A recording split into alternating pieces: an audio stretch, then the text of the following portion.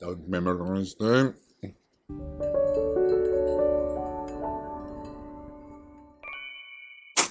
Hi, welcome back. In the previous video, I talked about the IELTS speaking test. Today, I'm going to go to the TOEFL speaking test.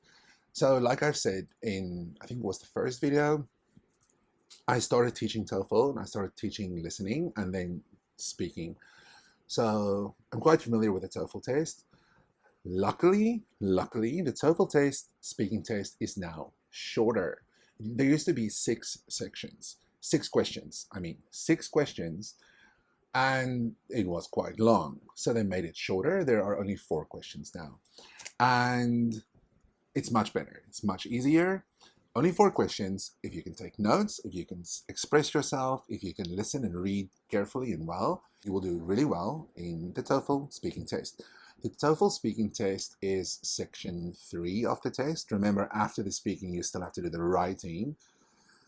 And we'll get to writing in another video, but do not think, oh, I'm so tired, I just want to go home. It's almost finished. Do not think like that. Give your 100% to every single section. I know after speaking, it can be quite difficult, but give your 100% speaking and then writing. So let's go to the speaking test today. There are 4 questions. The first question is an independent question. They will ask you something like, do you think public health care is important? Or do you think children should use computers at school? Or do you agree or disagree with the following statement? Students should get more homework in school. Or do you agree or disagree with the statement that something, something, never mind. Agree or disagree or a question like that. It's independent. So what they test in question 1 is they test if you can formulate your opinion about a subject and if you can say how you feel about something, if you can discuss how you feel about something and express yourself, right? It's a speaking test, like I said in the IELTS video. TOEFL tests your speaking, but they also test your thinking, right? All these tests too. So you need to think. You need to think clearly. Okay, I feel this way about this subject. I feel this way about this subject. So that's what I'm going to say. I'm going to say this, and this. You take notes. You don't have a lot of time to take notes, though. You have 15 seconds to take notes. 15 seconds to prepare your answer, to formulate an answer, and then you have 45 seconds to speak into a microphone with headphones on into a computer. So question 1, independent question, 15 seconds to prepare, 45 seconds to speak. I feel it's a very easy question usually. Just make sure you say enough. Make sure you don't repeat yourself. Like I repeat myself in these videos, but this is not for the TOEFL test. Do not repeat yourself. Like say, give new information the whole time and try to fill in the time slot that you're given. If you have to speak for 45 seconds, speak for 45 seconds. Speak for 43 seconds. That is good. Don't speak for 35 seconds. Try to fill the time as much as you can. If you get cut off, make sure you get cut off near the end of your answer so you don't lose any valuable information. That is question 1. I keep saying part, excuse me, I'm not going to cut it all out. Question 2, they will test your reading and your listening. So in question 2, you have to read a short paragraph, like a change on campus or something, and it's like 45 seconds to read, and then you have to listen to a conversation between 2 students. It's always a man and a woman. How does the man feel? How does the woman feel? And then there'll be a change on campus, and then one of the people in the conversation will either agree or disagree, and they will give reasons why they agree or disagree. Then you need to listen, you need to take notes, and you need to say, oh, the man agrees with this change on campus because he feels that it's a good idea for students to do this. Or the man disagrees with this statement because he thinks it's a waste of time, it's a waste of resources, whatever. For example, if they say, like, something's going to go up or there will not be something, use synonyms. Synonyms. And I'm also starting a TikTok channel.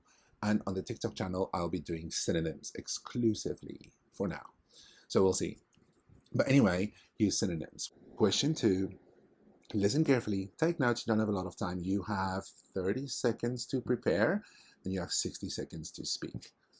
So that is question 2. Question 3, you will read another passage, this time academic. And then you will listen to a lecture. And I feel question 3 is my favorite, personal favorite, because it's really interesting. You will read this theory. It's never that hard. I feel it's never that difficult. Remember, TOEFL tests your English ability. They don't test your academic ability in that particular field. So if you read something about archaeology or about biology or geography, they're not testing your knowledge about those subjects. They're testing your speaking, right? And your English ability. So they'll never ask you questions that if you can speak English, you can't answer. So don't worry about that. I feel I'm becoming naked. Okay, let's continue. So in TOEFL question 3, you will read this, 45 seconds, you will listen to the lecturer, professor, whatever, giving a lecture on this topic, and then you have 30 seconds to prepare, 60 seconds to speak, and you have to summarize this theory, this idea, and use the examples that the lecturer mentioned to explain this idea. It's basically if someone asks you, so how was class today? What did you learn? And you have a minute to tell them. It's the same thing. So you will read carefully, and listen carefully. When you listen, please take notes. Notes. TOEFL, notes. Always notes. So you take notes and then you make sure you mention what you read and give the examples that the lecturer did to explain this topic further. Like I've said in part 1 and part 2, question 1 and question 2, I keep saying parts. Like I've said in the other questions, do not repeat yourself. Give new information the whole time and fill your time slot. Fill the 60 seconds as much as possible. I feel 55 to 60 seconds is a good benchmark to set. So you have to speak the whole time and make sure you mention everything. What I've seen with my students when we do this in class, they would spend a lot of time on the first example and then just brush off the second one. They're like, oh, I've said enough. No, you need to, if there are 2 examples, you need to describe both examples. And they're both equally important, so set your time.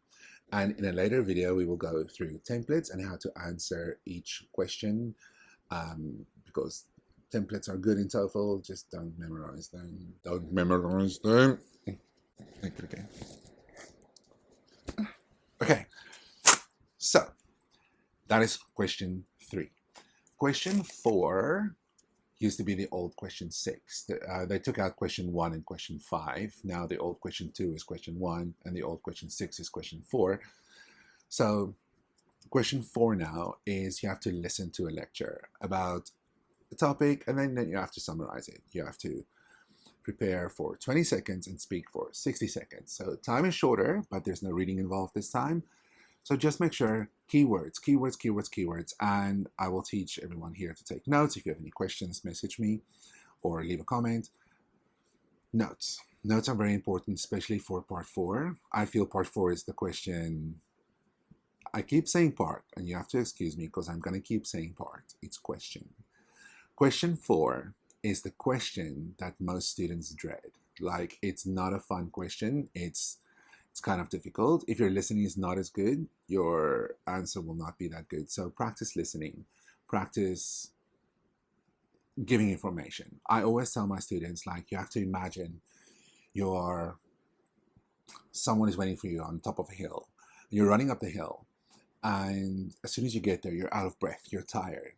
Not that I ever get tired, but anyways, you run up the hill, you're tired, you're like, so this happened today. Like, I want to tell you something, like the gist of it, like short, fast. Give me the information and get it out. Like, don't waste time. Don't waste time saying the same thing over and over again. Do the hill test. In my head, I do the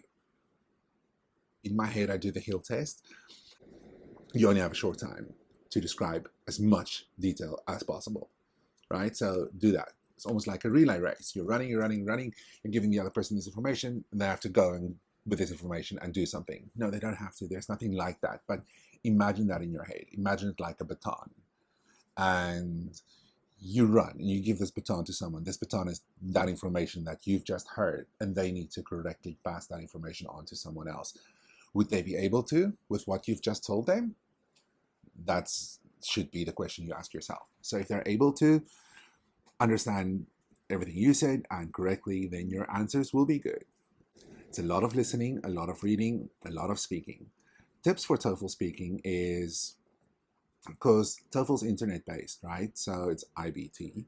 So you will be in a room where a lot of people are doing this. They're all wearing headphones, they're all with microphones, and you will hear other people. You might still be in the listening section. You will hear someone say, oh, the professor talks about this, and you'll be like, no, what's going on, I'm too. No, don't worry about them, zone out, focus.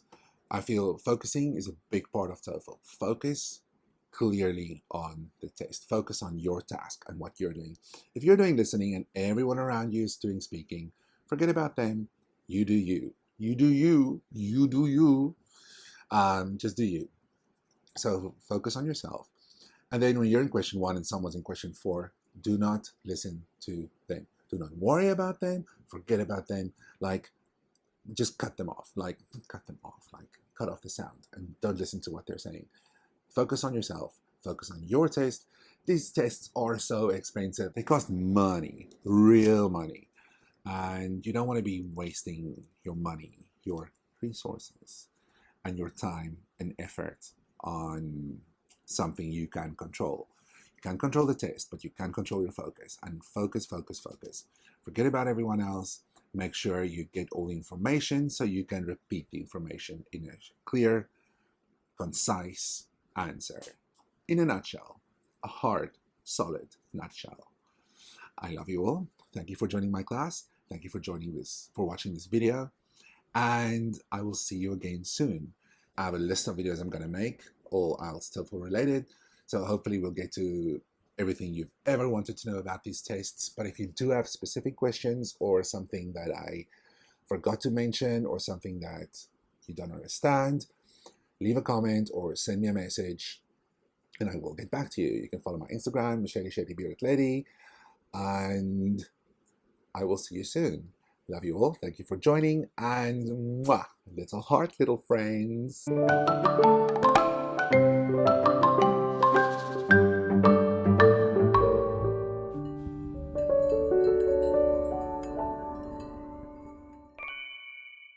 Before I sign off, why do I say little heart, little friends at the end of my videos? Because I live in Kaohsiung, Taiwan, and Mandarin is the language here. So most people speak Mandarin. I don't. I speak some, but not that well. So most people speak Mandarin here.